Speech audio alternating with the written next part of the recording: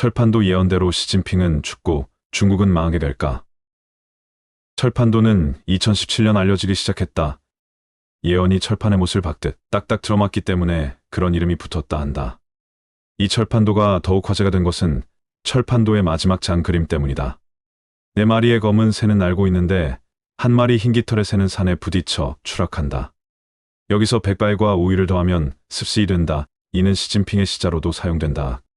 그래서 중국의 5세대 지도자 시진핑 국가주석을 겨냥했다는 말이 나온 것이 아닌가 싶다.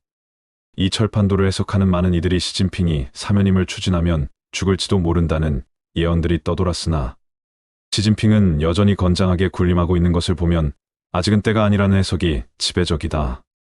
그렇다면 그때는 과연 언제가 될까? 철판도는 최근 들어서 유명해진 예언서다. 철판도는 중국의 각 왕조의 마지막 운명을 예언한 것으로도 유명하다. 예언이 너무 정확해 역대 왕조마다 금서로 분류해 민간에서 비밀리에 전해졌다고 한다. 철판도는 목판으로 인쇄된 책이며 낡고 누렇게 변색된 한 권의 인쇄본이 존재하는데 각 페이지마다 독특한 그림이 그려져 있다. 앞서 설명했던 모든 예언들이 너무 정확해서 철판의 못을 박듯 딱딱 들어맞는다 하여 후대에 철판도라고 이름 지어졌다고 한다. 무엇보다 철판도가 유명해진 이유로는 마지막 장에 그려진 그림 때문인데 이 그림에는 두 산봉우리 사이로 검은 새 4마리가 차례로 날아가고 흰 새 1마리가 오른쪽 산 중턱에 허리가 부딪혀 절벽에 피를 뿌리며 산 아래로 추락하고 있는 그림으로 이 그림 아래에는 한자로 흰 깃털을 가진 새가 추락하여 산미탈에서 죽었다라는 글귀가 적혀 있다고 한다. 이는 마지막 왕조의 멸망이 예언되어 있다고 해석한 탓에 유명해진 듯하다. 그러나 이 그림에 대한 의견은 두 가지로 나뉜다고 한다. 그 첫 번째 의견으로는 흰 깃털 새로 알려진 당 지도자가 임기 중에 사망한다는 해석이다. 두 번째 의견으로는 당 지도자가 중국을 위해 죽었다는 해석을 하고 있다. 얼핏 보면 같은 의미의 해석 같지만 죽음의 의미가 조금씩 다르다. 이 그림을 본 수많은 사람들은 처음에 이 그림의 의미를 이해하지 못했다고 한다. 그러다가 2007년 말 중공 제17차 전국대표대회에서 시진핑이 국외자로 선출되면서 문득 흰색의 깃털을 의미하는 글자가 바로 시진핑의 시자를 가리킨다는 것을 깨닫게 된다. 백과 우를 더하면 습이 되는데 이때 습이 시진핑을 뜻한다고 해석을 했다. 그리고 그림에서 5마리의 새가 그려져 있는데 산 위를 날아가는 4마리 검은 새는 중공의 4대 지도자인 마오쩌둥, 덩샤오핑, 장점인 후진타오를 나타낸다고 한다.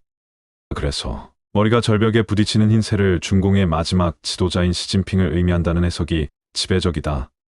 그러나 아직까지 시진핑은 건재하다. 아니, 중국이 건재하다고 해야 맞을 것이다. 그렇다면 과연 예언에 대한 해석이 맞는 것인지 그것이 궁금해진다. 노스트라다무스의 예언처럼 갖다 붙이기 나름인 해석이 아닌가도 싶다.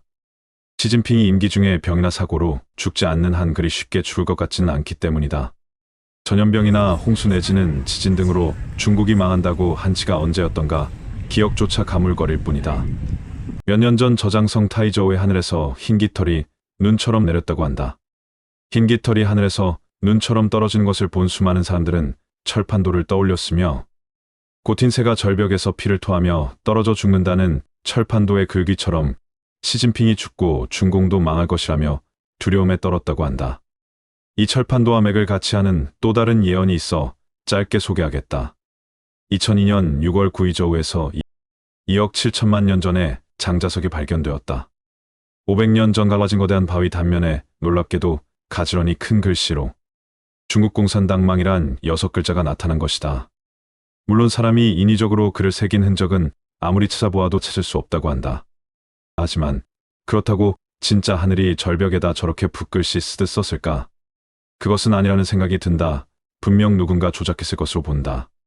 다만 중국 공산당이 싫다고 하여 중국 자체가 망하길 바라는 마음은 없다.